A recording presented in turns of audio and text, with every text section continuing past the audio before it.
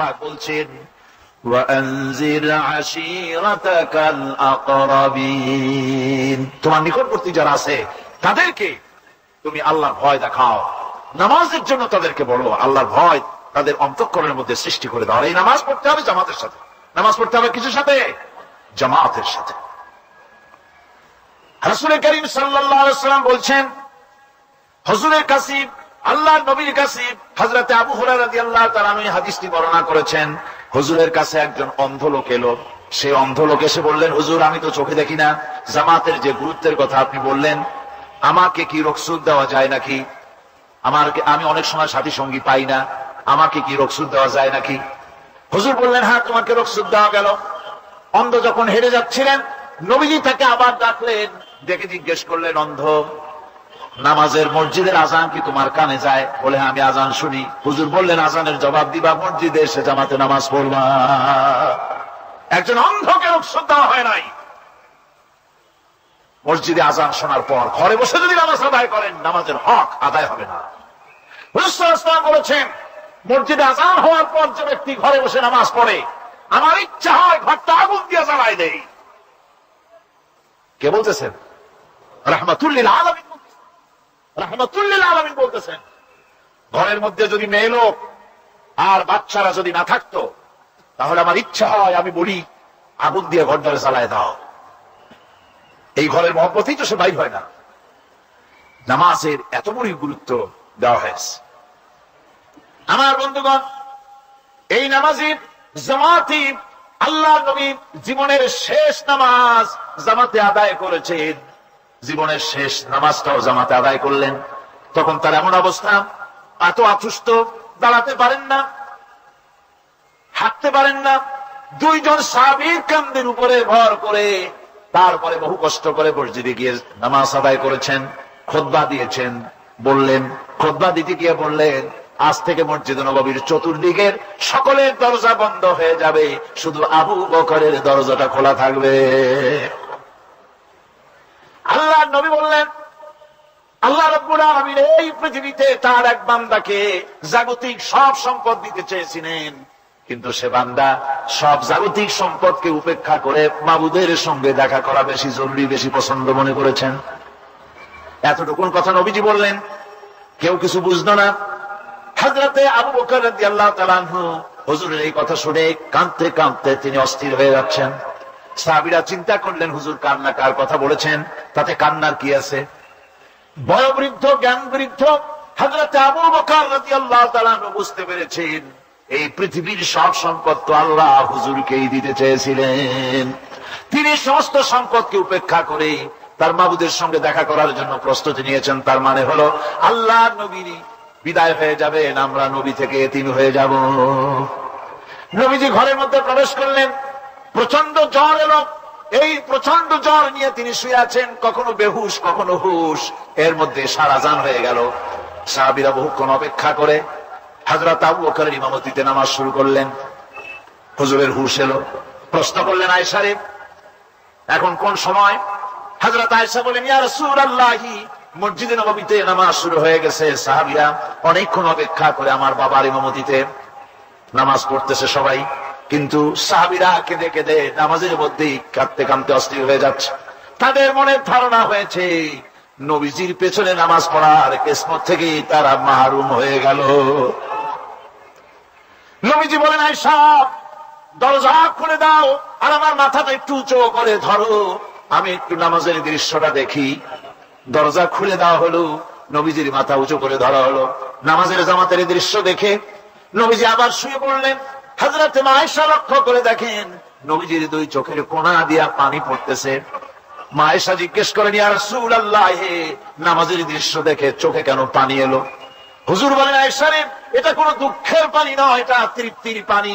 এই যে জামাত নামাজ পড়তেছে লোকেরা, এই জামাত কায়েমের জন্য তায়েফের ময়দানে অনেক রক্ত আমার ঝরেছে।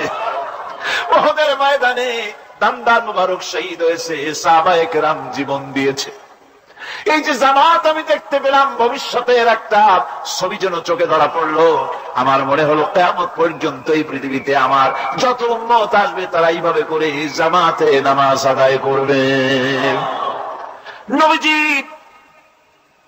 কাছাকাছি মালাকুল মউত যখন এসে গেছেন, আমার ভাইরা, এই পৃথিবীতে যত নবীরা এসেছিলেন মৃত্যুর সময় সমস্ত নবীরা শেষ কথা যেটা বলেছেন, হাদিস, সমস্ত নবীরা উম্মতের জন্য মৃত্যুর মুহূর্তে শেষ কথা যেটা বলেছেন সেটা হলো আসসালাত, আসসালাত, নামাজ, নামাজ।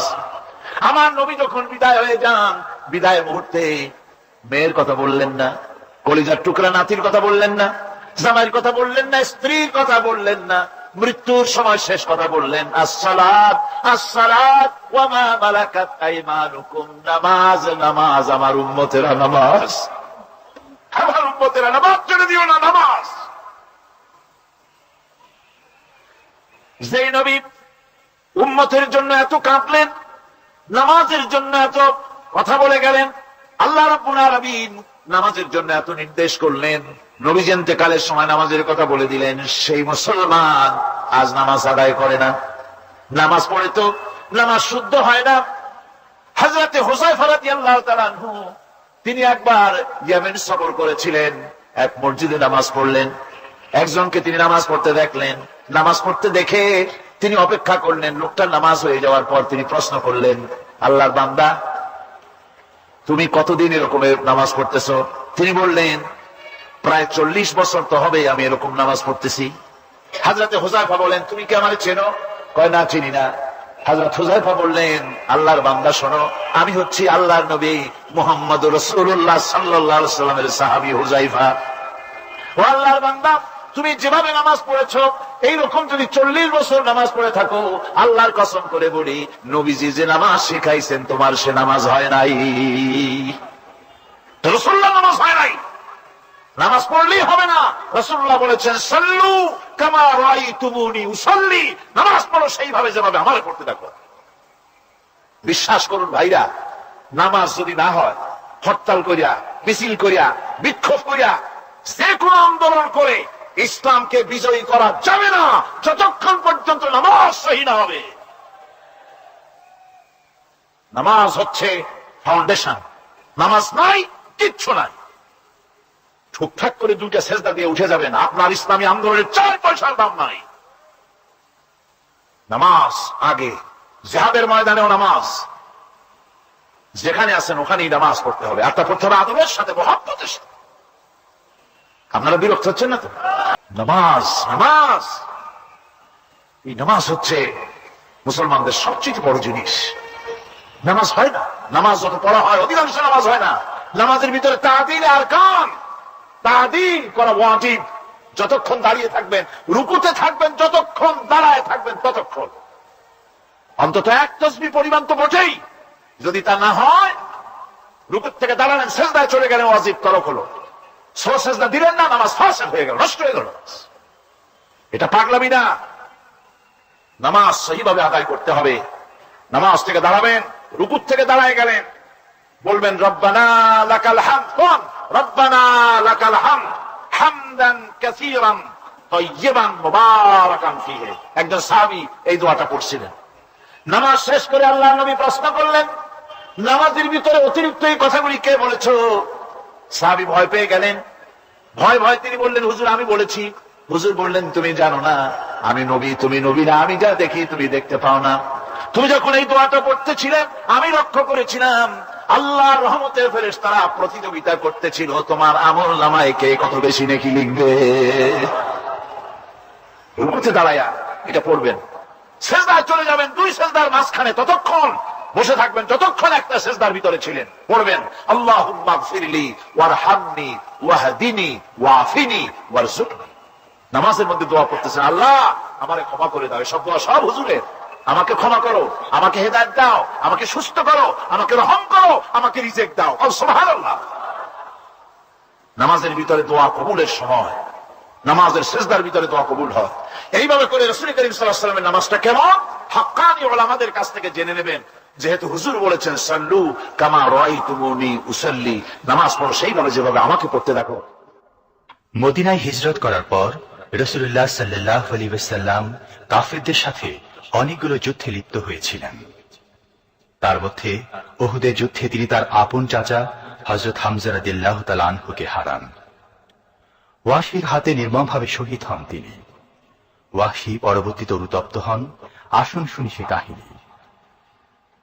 হুজুর সাল্লাল্লাহু আলাইহি ওয়াসাল্লাম ফতে মক্কার দিনে সকলকে ক্ষমা করে দিয়েছিলেন, কিন্তু 5 জন নারী আর 6 জন পুরুষ সম্পর্কে বলেছিলেন এদেরকে যেখানে পাও সেখানে হত্যা করো।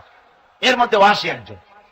ওয়াহশী বুঝতে পেরেছি মুহাম্মদ সাল্লাল্লাহু আলাইহি ওয়াসাল্লাম আল্লাহর রহমত, করুণার নবী, দয়ার নবী, তার কাছে যদি আমি যেতে পারি তাহলে তিনি আমার সম্পর্কে যদি তার সামনে যেতে পারি তাহলে তার কঠোর মনোভাব আমার প্রতি নরম হয়ে যাবে। এই মনে করে সাহাবায়ে কেরামদের চোখ এড়ায়া তিনি হুজুরের সামনে গিয়ে হাজির হয়ে গেলেন। হুজুর তাকে দেখি বললেন, তোমার নাম না ওয়াহশী? তিনি বললেন, হ্যাঁ আমার নাম ওয়াহশী। হুজুর বললেন, তুমি আমার চাচাকে শহীদ করেছো? ওয়াহশী বললেন, জাহালাতের কারণে তা করেছি। হুজুর বললেন, কেমনে শহীদ করেছো আমার চাচাকে, আমার একটু শোনাও। ওয়াহশী বলতে লাগলেন, আমি বল্লম দিয়ে হযরতে হামজার শরীরকে এফড় ওপড় করে দিয়েছি,